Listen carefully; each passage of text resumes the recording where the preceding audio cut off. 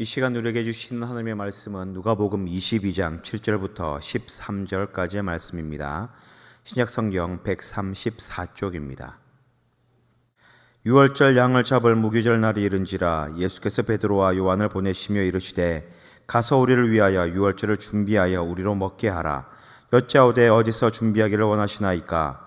이르시되 보라, 너희가 성내로 들어가면 물 한 동이를 가지고 가는 사람을 만나리니 그가 들어가는 집으로 따라 들어가서 그 집 주인에게 이르되 선생님이 내게 하는 말씀이 내가 내 제자들과 함께 유월절을 먹을 객실이 어디 있느냐 하시더라 하라. 그리하면 그가 자리를 마련한 큰 다락방을 보이리니 거기서 준비하라 하시니 그들이 나가 그 하신 말씀대로 만나 유월절을 준비하니라. 아멘. 오늘 누가복음 22장 7절부터 13절의 말씀을 통해서 이렇게 새 시대를 준비하라 하는 그러한 제목으로 말씀을 전하겠습니다. 한번 같이 하겠습니다. 새 시대를 준비하라.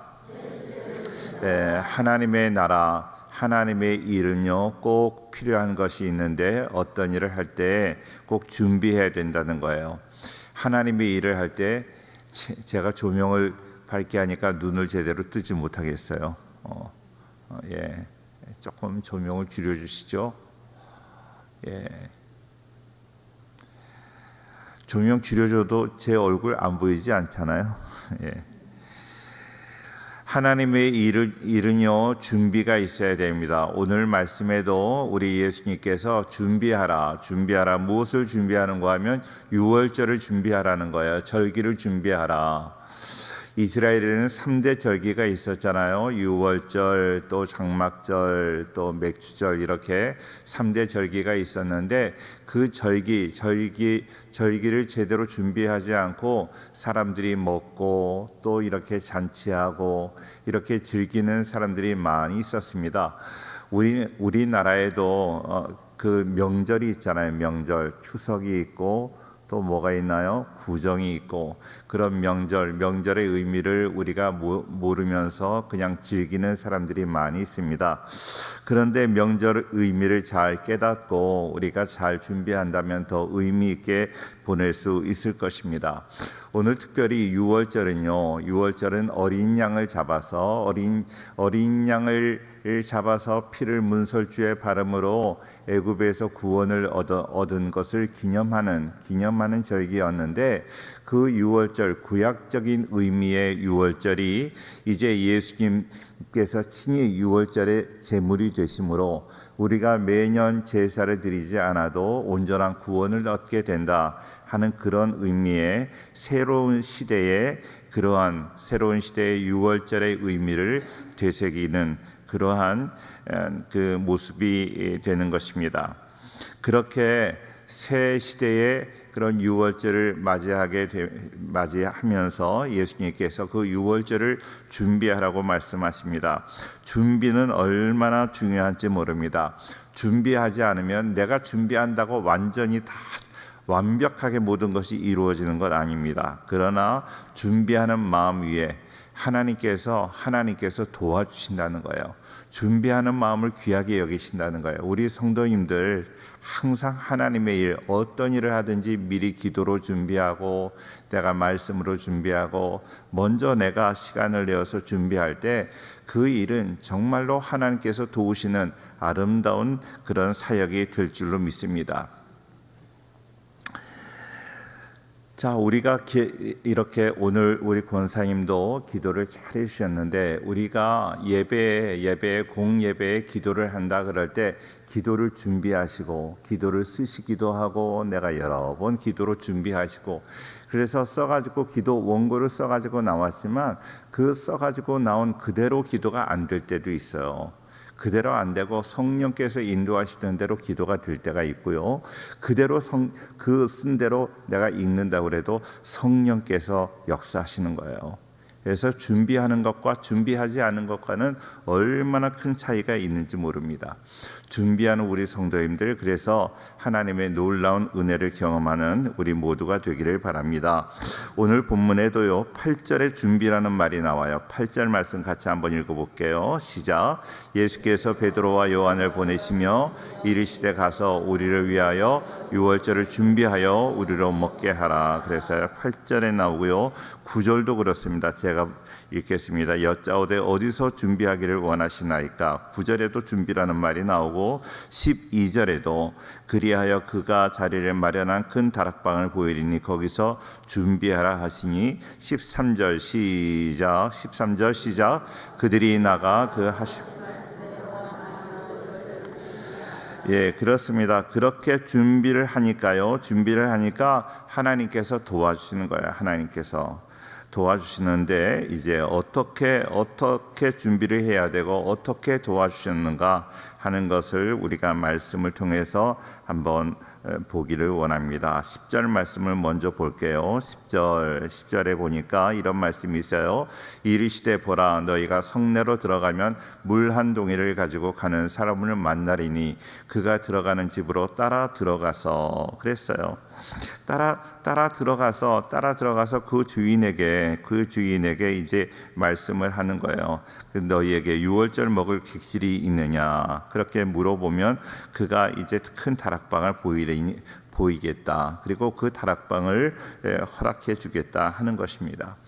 자, 오늘 말씀을 보면서 이상하지 않아요? 그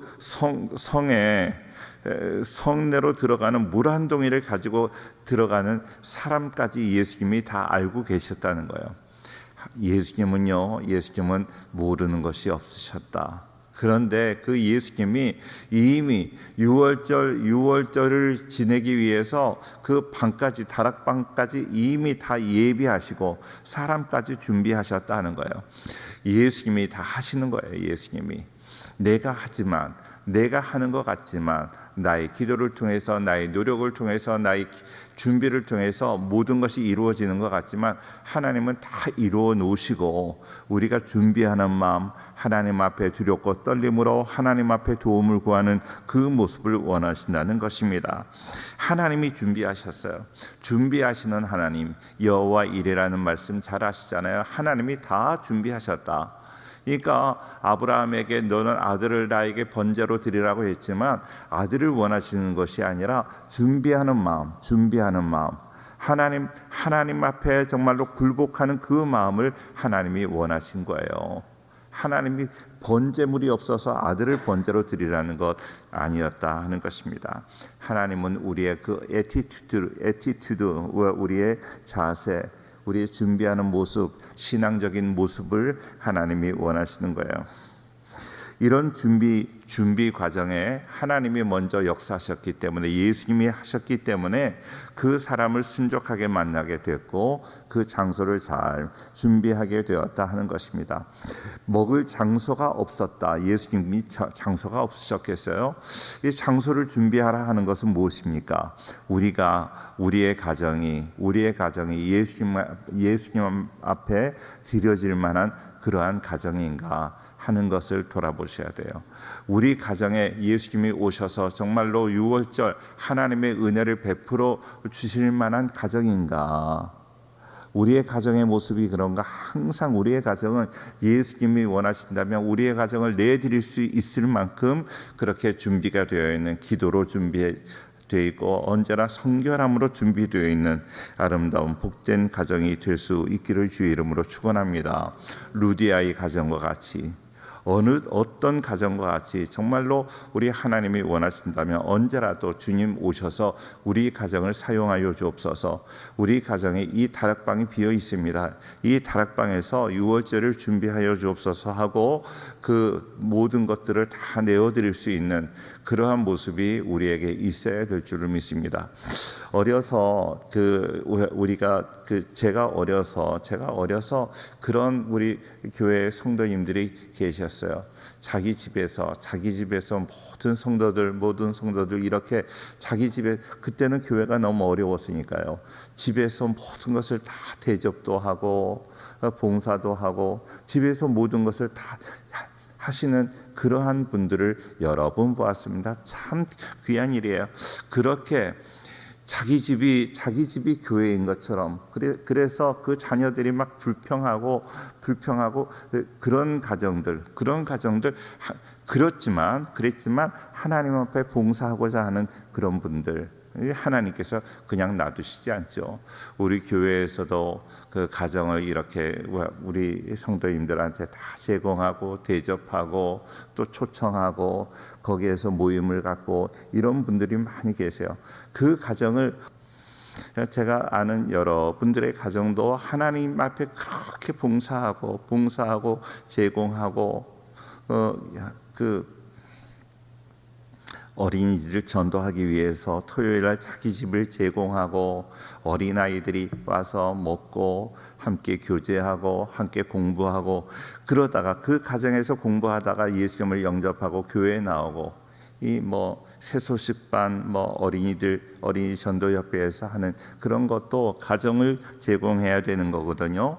오늘 이렇게 제공했던 그 가정과 같이 우리의 가정도 주님 앞에 다락방을 아낌없이 제공할 수 있도록 영적으로도 준비되어 있고 모든 면으로도 다 준비되어 있는 우리 모든 성도들 될 수 있기를 축원합니다. 할렐루야. 또 11절 말씀을 같이 한번 읽겠습니다. 11절 시작. 그 집 주인에게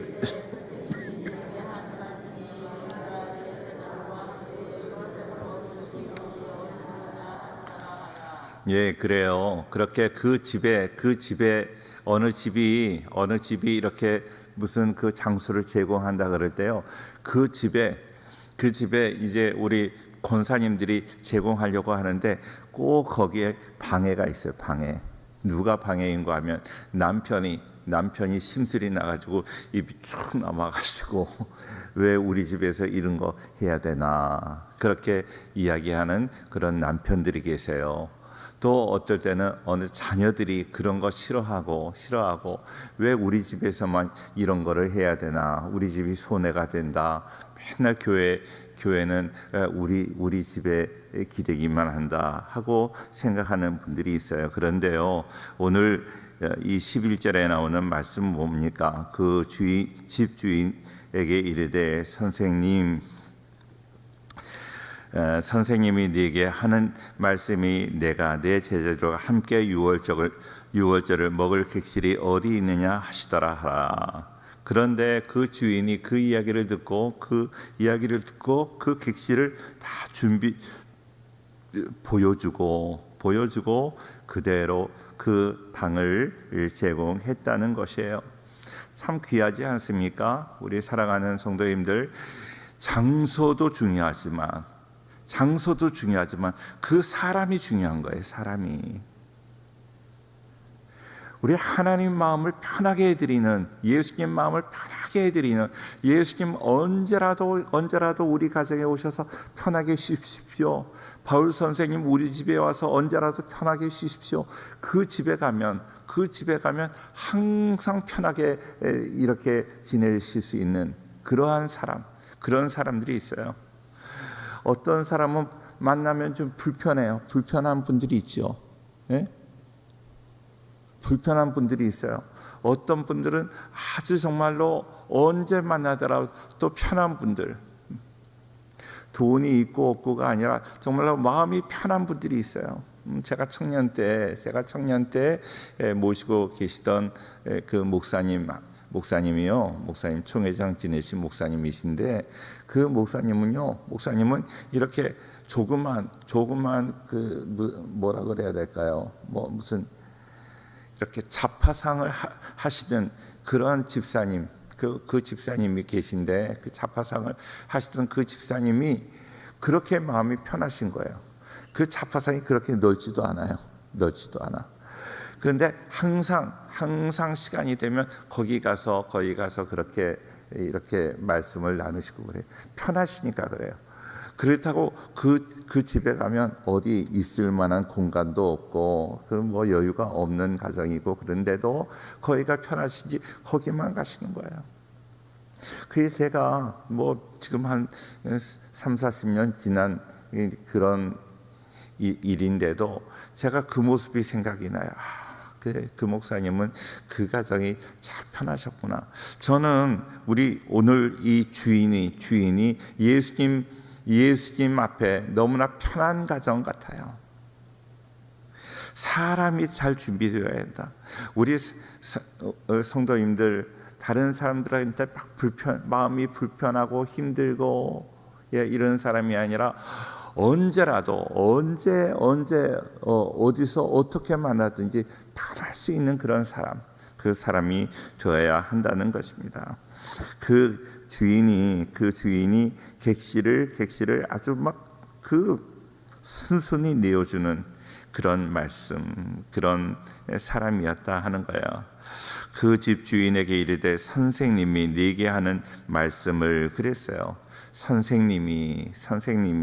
선생님이라는 말을 썼거든요. 그러니까 제자들이 선생님이라고 말하지 않아요. 제자들이 선생님이라고 말하지 않고 제자들은 주여 그러는데 선생님이라고 말을 하는 것은 그 사람을 알고 있었다는 거예요. 그 사람이 예수님을 선생님으로 모셨다는 거예요. 선생님이라는 말은 헬라어로 디다스칼로스라고 합니다. 스승이라는 뜻이에요. 스승. 그러니까 이미 선생님, 티처가 아니라 스승이라는 거죠. 스승. 그러니까 스승과 제자의 사이였다. 아주 가까운 사이였다. 이미 예수님을 스승으로 모시는 그러한 12제자 안에는 들어오지 못했지만 예수님을 스승으로 모시는 제자의 관계였었다는 거예요. 그렇기 때문에 예수님이 유월절을 준비한다. 유월절을 준비하고 모든 이제 예수님이 십자가에 못 박히실 것을 준비한다는 것이 이렇게 로마 사람들이나 또 이렇게 서기관이나 그 바리새인들에게 알려진다면 그것이 방해받았을 거예요. 그런데 절대로 그러지 않았다는 거죠. 이미 제자였기 때문에, 예수님과 깊은 관계였었기 때문에, 편안한 관계였었기 때문에 그런 예수님이 유월절을 준비한다는 것도 예수님을 대적하는 사람들에게는 전혀 알려지지 않을 수 있는, 안전하게 준비할 수 있었다는 것입니다. 사랑하는 모든 성도님들, 정말로 예수님과의 관계가 항상 스승과 제자, 떨어질래야 떨어질 수 없는 그런 관계, 예수님을 언제나 편안하게 모실 수 있는 그러한 우리 성도님들 꼭 될 수 있기를 축원합니다. 자, 마지막으로 세 번째로 우리가 기억해야 될 사실이 있는데, 가장 중요한 것은 뭘까요? 집 주인도 있고 장소도 준비되어 있지만 더 중요한 것, 유월절 잔치를 벌여. 잔치를 벌여. 우리가 우리 자녀들의 결혼식을 준비했어요. 결혼식을 준비했는데 자녀들 신랑 신부가 없다면 그 뭐예요? 그죠? 참 이거 문제죠. 그러니까 가장 중요한 것은 신랑 신부가 있어야 되는 거예요. 그 유월절에 주인이 있어야 된다는 거예요. 하늘나라의 구속을 위한 준비 작업에서 장소가 중요한 것 아니죠. 그리고 장소가 중요하거나 그 장소의 주인이 중요한 것이 아니라 거기에 참여해야 될, 구속받을 성도가 더 중요한 것이잖아요. 더 중요한 것은 장소보다 대상입니다. 신랑인 예수님, 신부인 성도들이 있어야 되는 것이에요. 이 성만찬 자리에 꼭 빠질 수 없는 부분입니다. 자, 오늘 8절 말씀 다시 한번 볼게요. 8절을 다시 올라가서 다시 볼게요. 한 번 더 읽어요. 시작. 예수께서 베드로와 요한을 보내시며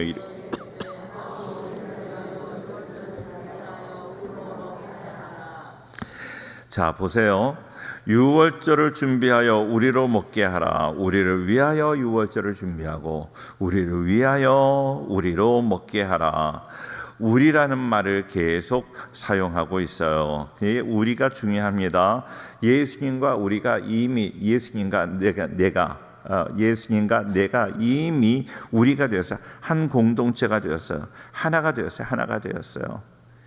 이제 분명하게 우리가 기억해야 돼. 우리가 함께 이것을 준비한다 하는 거예요.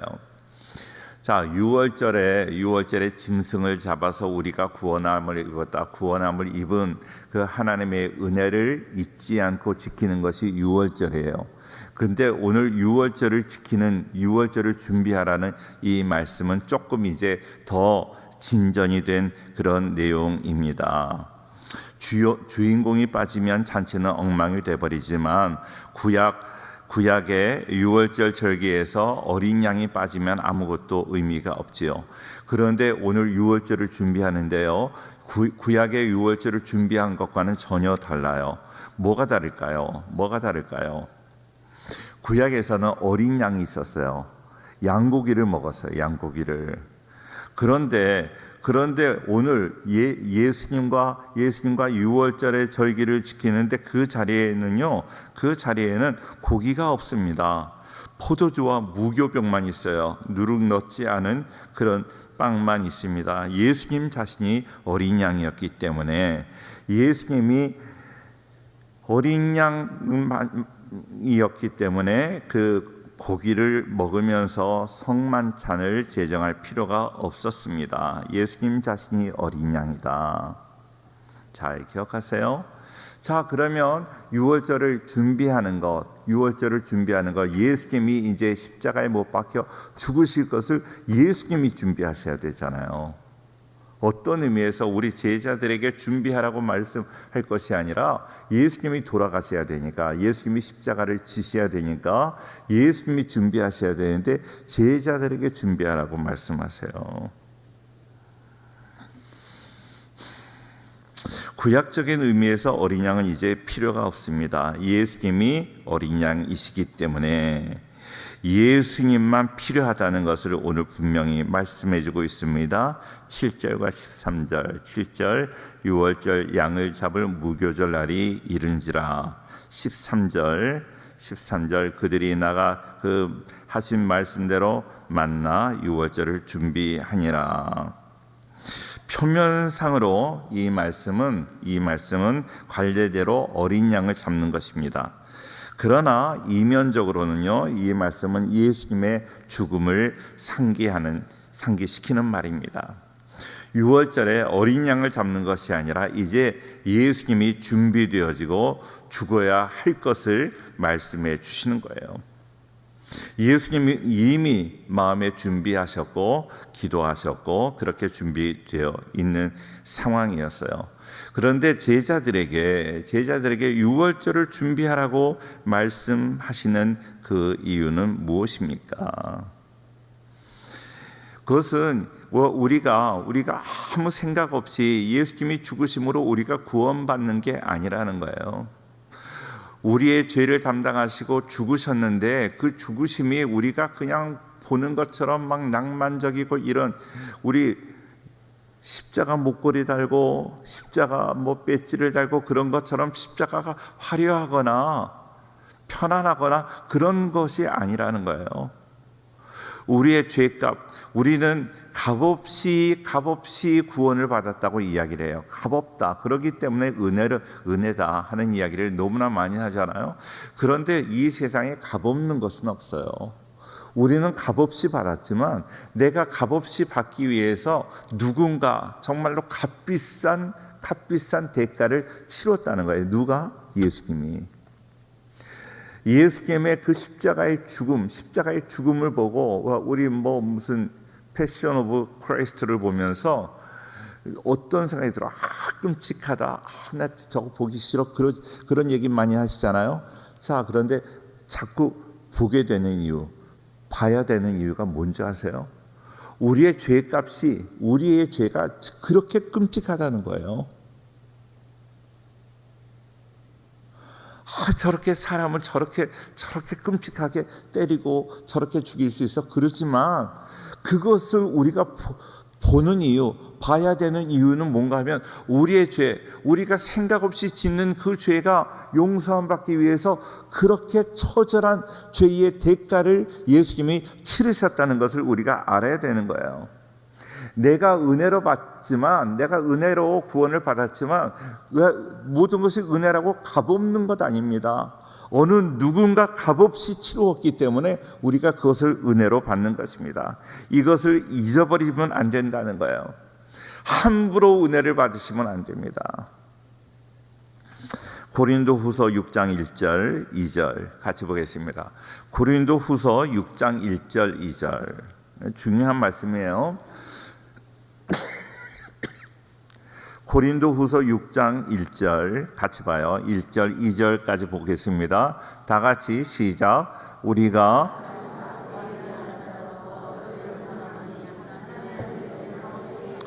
2절 시작. 이르시되 내가 은혜 베풀 때에 너에게 듣고 구원의 날에 너를 도왔다 하셨으니 보라 지금은 은혜 받을 만한 때요 보라 지금은 구원의 날이로다. 아멘. 자 보십시오. 은혜를 함부로 받으시면 안 됩니다. 은혜를 함부로 받으시면 안 됩니다. 내가 은혜 받았다, 내가 정말로 값없는 은혜, 나는 예수님으로 인하여 구원받았다, 이렇게 쉽게 얘기할 게 아니에요. 그 예수님이 처절한 고통과 고난과 십자가에서의 그 6시간의 피 흘림과 이런 것들을 기억하고 죄의 대가가 얼마나 가혹하고 혹독한가 하는 것을 아셔야 돼요. 나를 구원하기 위해서 나를 그냥 외면하셔도 될 텐데 예수님은 외면하지 않으시고 나의 죄를 용서해 주고 나를 구원해 주시기 위해서 십자가에서 그렇게 하나님으로부터 외면을 당하고 버림을 당하고 가혹한 그런 고난을 받으셨다는 것을 기억하고, 그런 은혜를 받은 것을 기억한다면 예수님은 어떻게 돼야 되겠어요? 맨날 예수님 잊어버리고 맨날 예수님께 기도하는 거, 예수님의 은혜, 예수님의 사랑을 잊어버리고 그렇게 살다가 주일날 하루 와서 예배 뻐끔 드리고 가는 것이 아니라 예수님을 정말로 전적으로 의지하고 예수님을 전적으로 붙잡고 살아가야 된다 하는 거예요. 그 마음을 가지라 하는 것이 바로 유월절을 준비하라는 것입니다. 그런 것 없이 그냥 대충 살아가면 안 된다 하는 것입니다. 사랑하는 성도님들, 은혜를 헛되이 받으시면 안 됩니다. 바로 지금이 은혜를 받을 만한 때라고 그랬어요. 지금이 은혜 받을 만한 때라는 것은 예수님께서 그렇게 가혹한 고난을 받으시면서 우리를 구원하신 그 은혜를 생각하고 그 주님 위해서 더욱더 우리가 은혜를 보답하는 마음으로 살아야 된다 하는 것입니다. 우리의 삶의 모습은 좀 더 달라져야 돼요. 진지해야 돼요. 신실해야 돼요. 거룩하셔야 돼요. 하나님 앞에 더욱더 올바로 살아가야 될 줄로 믿습니다. 우리가 연약해서 날마다 넘어지기는 하지만 그럼에도 불구하고 하나님의 은혜를 헛되이 받으셔서는 안 됩니다. 내가 하나님의 은혜를 값없이 받았다고, 은혜를 받았다, 그 어떤 개혁주의 신앙, 우리가 개혁주의 리폼드 그 신앙을 가지고 있는데, 개혁주의 신앙은 솔라 피데를 너무나 강조해요. 오직 믿음, 오직 은혜를 강조해서 예수님께서 고난을 받으셨다는 것을 우리는 간과할 때가 있어요. 간과하시면 안 됩니다. 그 은혜를 헛되이 사용하고 있지 않았는지 우리 자신의 모습을 겸손하게 되돌아볼 필요가 있습니다. 고급 승용차를 사면 또 비싼 집을 많은 돈을 주고 이렇게 샀다면 얼마나 그 집을 관리합니까? 얼마나 차를 얼마나 관리하나요? 그러면서 세상의 그 무엇으로도 바꿀 수 없는 구원의 그 은혜, 그저 값없이 받았다고 함부로 우리가 생각할 때가 너무 많은 거예요. 너무 많은 거예요. 우리가 값없이 받았다고 해서 그것이 그냥 대수롭지 않은 것이 아니라는 거예요. 우리가 값을 지불하지 않았지만 그 누군가 우리 예수님께서 엄청난 값을 치렀다는 것을 우리는 기억하셔야 됩니다. 이 세상에 그냥 은혜라는 게 없어요. 은혜. 부모님의 은혜 그러잖아요. 부모님의 입장에서는 은혜가 아니에요. 얼마나 희생인데요. 부모님은 희생 안 하나요? 예수님의 은혜, 하나님의 은혜 그러지만 하나님의 입장에서는 예수님의 입장에서는 얼마나 희생과 우리를 위해서 얼마나 많은 희생을 하셨어요. 이것을 우리는 기억해야 될 것입니다. 독생자 예수님을 십자가에 못 박으시면서 하나님은 얼마나 괴로우셨을까, 힘드셨을까. 그런데 우리를 사랑하시고자 하는 그 하나님의 사랑, 우리를 구원하시고자 하는 그 하나님의 사랑 때문에 자기의 독생자까지 아낌없이 내주셨다는 것을 우리가 기억해야 될 것입니다. 그리고 그 주님을 우리가 대수롭지 않게 함부로 대해서는 안 돼요. 그 주님을 붙잡고 살아가야 되는 거예요. 그 주님의 마음을 괴롭게 하는 것이 아니라 그 주님 마음을 기쁘게 해드리기 위해서 은혜를 보답하기 위해서 노력하며 살아가는 것입니다. 우리를 죄로부터 구원해 주기 위해서 자신의 사랑스러운 독생자를 십자가에 처참하게 못 박아 죽게 할 수 있는 사람은 이 세상에 어느 누구도 없습니다. 하나님은 잠시도 망설이지 않으시고 우리를 위해서 이 일을 행하셨어요. 말로 닿을 수 없는 하나님의 사랑. 우리는 그 거룩한 은혜를 절대로 헛된 것으로 만들어서는 안 됩니다. 우리가 구원받았다고 하면서 나는 구원받았으니까 괜찮아. 죄를 지으면서도 나 또 내일 또 회개하면 돼. 이래서는 안 된다는 거예요. 이래서 하나님 앞에서 용서받지 못할 죄는 없어요. 그런데 나를 위해서 그렇게 처절하게 죽으신 그 예수님을 바라본다면 우리가 그렇게 대수롭지 않게 그 사건을 넘겨버릴 수는 없는 것입니다. 정말로 1만 달란트 빚진 자,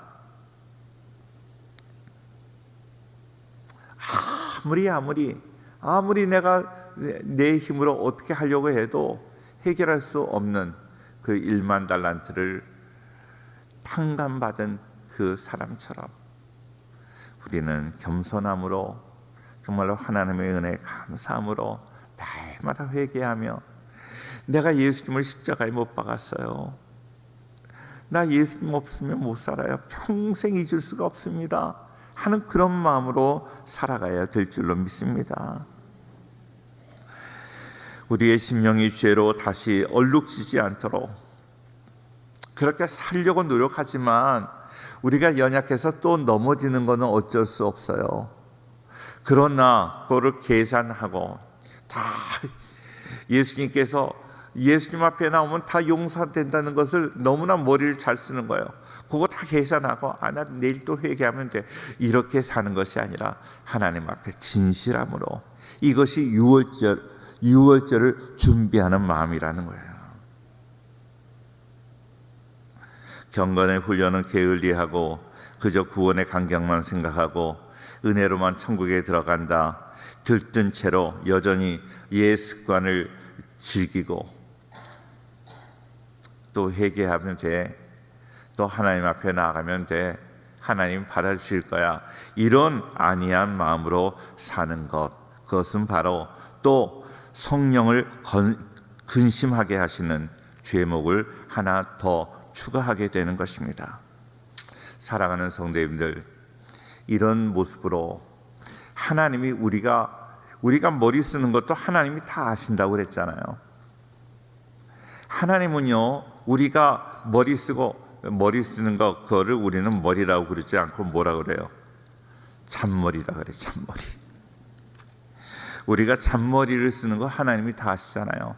이사야 31장인데요. 한번 읽을게요. 이 말씀만 읽고 함께 기도하려고 합니다. 이사야 31장 1절, 2절. 같이 한번 읽어요. 시작. 도움을 구하러 애굽으로 내려가는 자들은 화 있을진저 그들은 말을 의지하며 번개의 많음과 마병의 힘이 강함을 의지하고 이스라엘의 거룩한 일을 앙모하지 아니하며 여호와를 구하지 아니하나니. 2절 시작. 여호와께서도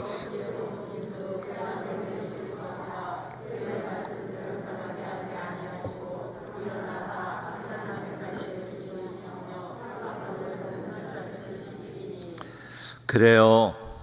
우리가 잔머리를 굴려요. 우리가 머리를 쓰잖아요. 머리를 써서 하나님, 내가 하나님 앞에 나오면 내일도 하나님 회개하면 용서해 주시겠지 하는 그런 마음으로 안일하게 살아가는데, 그런데 2절 말씀 아주 하나님은 통쾌하게 말씀하세요. 여호와께서도 뭐 하신즉? 하나님도요, 우리가 머리 쓰는 것만큼 하나님도 다 지혜가 있으시다는 거예요. 우리가 머리 쓰는 거 하나님이 다 하신다는 거예요. 너희 머리 쓰지 말라는 거예요. 진실함으로 나오라는 거예요. 너희가 연약해서 넘어지는 것은 내가 이해하겠다. 그것은 내가 받아주겠다. 너희가 연약해서 올바로 살아가려고 하는데, 제가 늘 말씀드리는 의도의 순수성을 가지고 하나님 앞에 나오지만 연약함으로 내가 넘어지고 내가 실수하고, 그것은 내가 다 이해하겠다. 그런데 너희가 머리 써가지고 하나님 앞에 머리를 굴리는 그것은 내가 용납하지 않겠다는 거예요. 여호와께서도 지혜로우시지. 사랑하는 성도님들, 진실하게 우리 예수님을 나의 삶의 주인으로 모시고 나의 구주인 것을, 나를 구원해 주신 주인인 것을 기억하고 늘 감사하며 신실하게 살아가는, 그것이 바로 유월절을 준비하는 우리의 모습입니다. 신실한 우리의 모든 성도들 될 수 있기를 주의 이름으로 축원합니다.